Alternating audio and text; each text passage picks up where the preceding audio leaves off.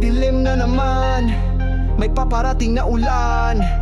Hangin sa paligid, kasama yambon na malamig. Ibuhos mo ulan, para mawala yung sakit na aking nararamdaman. Sabayan mo ng hangin